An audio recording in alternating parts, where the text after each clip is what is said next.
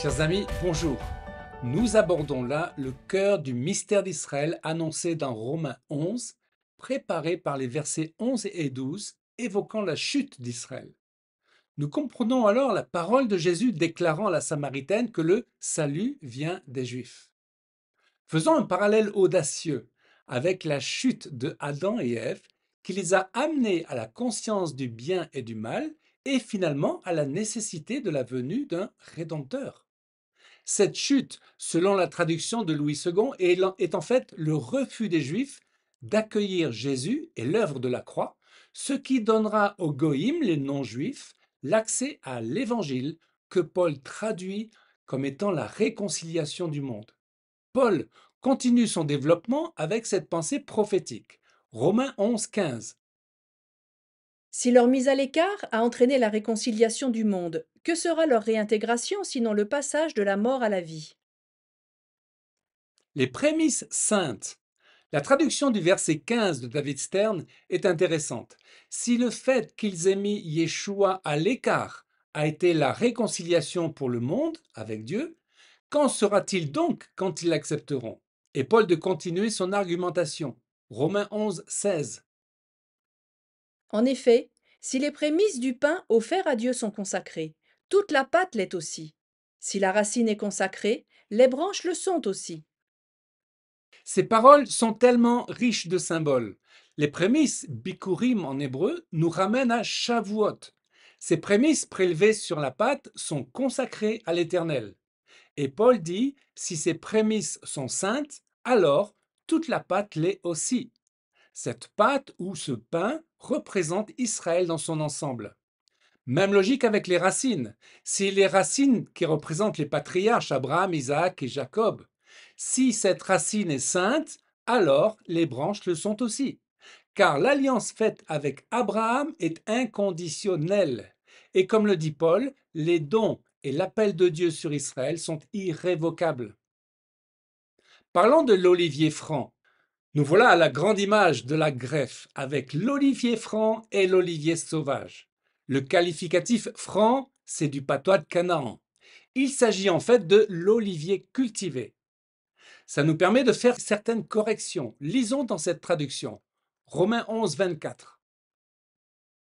Si toi, tu as été coupé de l'olivier naturellement sauvage et hanté, contrairement à ta nature, sur l'olivier franc, à plus forte raison, eux seront-ils hantés selon leur nature sur leur propre olivier.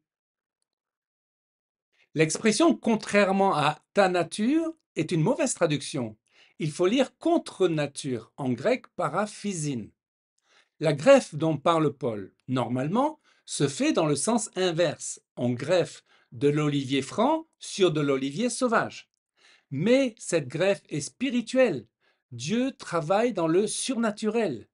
Le texte dit bien contrairement à la nature et non contrairement à ta nature. Contre nature, c'est-à-dire contre les lois de la botanique. L'olivier franc porte de bons fruits non pas parce qu'Israël est naturellement bon, mais parce qu'il a été choisi par la grâce de Dieu. Israël ne représente donc pas dans l'histoire la nature et ses lois, mais la grâce souveraine de l'Éternel. Greffés à leur place, c'est une autre mauvaise traduction qui prête à confusion, ajoutant à l'antisémitisme, à leur place, confortant la pensée du remplacement d'Israël par l'Église. Lisons Romains 11, 17. Mais si quelques-unes des branches ont été retranchées, et si toi, qui étais un olivier sauvage, tu as été hanté parmi les branches et rendu participant de la racine et de la graisse de l'olivier, ne te glorifie pas aux dépens de ces branches. Le grec en autos ne laisse aucun doute. Parmi, au milieu d'elle. En étant donc greffés au milieu des Juifs, nous, païens, qui n'avions pas droit à l'alliance, sur l'olivier franc, nous devenons coparticipants de la racine généreuse de l'olivier cultivé par Dieu. Ne tombe pas dans l'orgueil, dit Paul. Paul a été averti de l'orgueil de l'Église, prétendant être greffé à la place d'Israël. Par 3 fois, Paul avertit les chrétiens. Nous, les branches greffées issues de l'olivier sauvage, ne te glorifie pas, Ne t'abandonne pas dans l'orgueil. Romains 11, 25. En effet, je ne veux pas, frères et sœurs, que vous ignoriez ce mystère, afin que vous ne vous preniez pas pour sages. Une partie d'Israël est tombée dans l'endurcissement jusqu'à ce que la totalité des païens soit entrée. L'Église est hélas tombée dans ce piège de se croire meilleure. Durant 2000 ans, la chrétienté a persécuté le peuple juif en ne comprenant pas ce mystère d'Israël. Est-ce que nous réalisons l'énormité de cette faute? C'est contre Dieu et ses desseins que l'Église a agi en forçant les Juifs à se convertir, en massacrant les communautés juives, en ignorant les racines juives qui nous portent, en les coupant spirituellement. Le chrétien se coupe de l'alliance divine faite avec Abraham. En fait, il se replace sur l'olivier sauvage qui, lui, ne porte pas de fruits. Un autre mot mérite un éclaircissement: la totalité des païens. Il s'agit de la plénitude, du grec pléroma, une totalité qualitative, signifiant le nombre que Dieu a prévu. Il ne s'agit donc pas de tous les païens, qui donnerait lieu à la théologie multitudiniste, tout le monde est sauvé, mais à l'épouse sanctifiée. Alors tout Israël sera sauvé. Nous arrivons là au nœud du problème. Rappelons que la définition de ce tout appartient à Dieu. Romains 11, 26.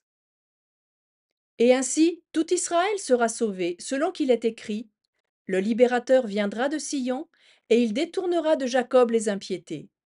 Et ce sera mon alliance avec eux lorsque j'ôterai leurs péchés. Paul cite les Écritures, évoquant le Rédempteur qui rachète Israël. Le prophète Ésaïe précise: châtié au travers de l'exil, le crime de Jacob sera expié. Dieu déclare également: j'enlèverai l'iniquité de ce pays en un jour. Et à nous, chrétiens, Dieu dit: consolez, consolez mon peuple, son iniquité est expiée, il a payé au double de ses péchés. En résumé, lors de l'avènement du Messie, le Seigneur appellera son épouse dans les nuées et se révélera en même temps à son peuple lorsqu'il posera les pieds sur le mont des Oliviers. Dans la pensée hébraïque, les pieds évoquent la royauté. En se révélant, le Seigneur rétablira le peuple juif dans le royaume messianique et fera d'Israël à nouveau la tête des nations. Miséricorde à tous. La fin de Romains 11 est glorieuse.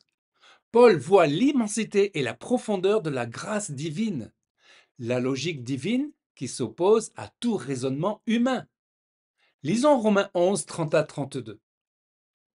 De même que vous avez autrefois désobéi à Dieu, et que vous avez maintenant obtenu grâce à cause de leur désobéissance, de même ils ont maintenant désobéi, afin d'obtenir eux aussi grâce, à cause de la grâce qui vous a été faite, car Dieu a enfermé tous les hommes dans la désobéissance pour faire grâce à tous. Autrement dit, si nous qui étions sans Dieu avons pu bénéficier de la grâce divine, combien plus le peuple juif qui est déjà inscrit dans l'alliance bénéficiera de cette même grâce. Qui sommes-nous pour reprocher à Israël de ne pas croire en Jésus?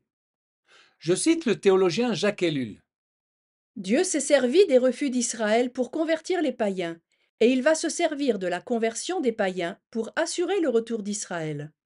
Notre rejet était temporaire, leur rejet aussi, et nous ne devons jamais oublier, premièrement, que les Juifs ne sont pas hors de l'amour de Dieu, ni ensuite tout ce que nous leur devons.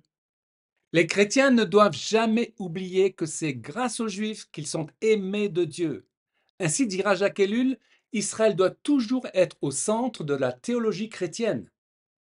Un autre théologien, Fadieslovski, a déclaré: sans Israël, l'Église n'aura jamais qu'une théologie bancale.